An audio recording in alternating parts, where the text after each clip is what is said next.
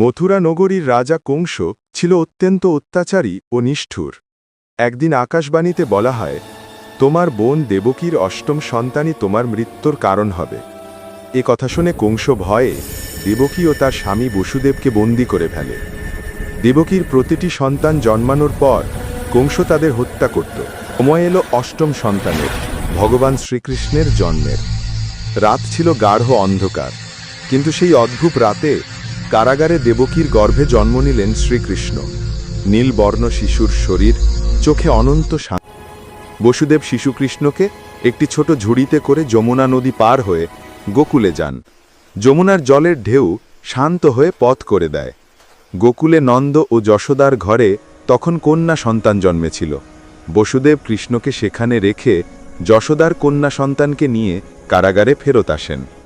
কংস যখন শিশুটিকে হত্যা করতে গেল, সে আকাশে উঠে দেবীরূপে প্রকাশ পেয়ে বলে যে তোমার মৃত্যুর কারণ হবে সে তো গোকুলে জন্মেছে। দিকে গোকুলে শুরু হয় আনন্দ।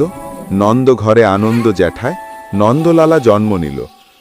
মথুরা নগরীর রাজা কংস ছিল অত্যন্ত অত্যাচারী ও নিষ্ঠুর। একদিন আকাশবাণীতে বলা হয়, তোমার বোন দেবকীর অষ্টম সন্তানই তোমার মৃত্যুর কারণ হবে। এ কথা শুনে কংস ভয়ে দেবকী ও তার স্বামী বসুদেবকে বন্দী করে ফেলে। দেবকীর প্রতিটি সন্তান জন্মানোর পর কংস তাদের হত্যা করত। সময় এলো অষ্টম সন্তানের, ভগবান শ্রীকৃষ্ণের জন্মের। রাত ছিল গাঢ় অন্ধকার, কিন্তু সেই অদ্ভুত রাতে কারাগারে দেবকীর গর্ভে জন্ম নিলেন শ্রীকৃষ্ণ।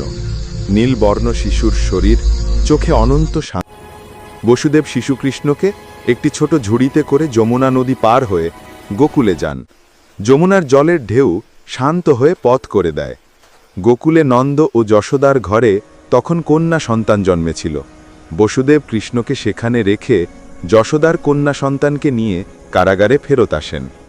কংস যখন শিশুটিকে হত্যা করতে গেল, সে আকাশে উঠে দেবীরূপে প্রকাশ পেয়ে বলে যে তোমার মৃত্যুর কারণ হবে সে তো গোকুলে জন্মেছে। দিকে গোকুলে শুরু হয় আনন্দ।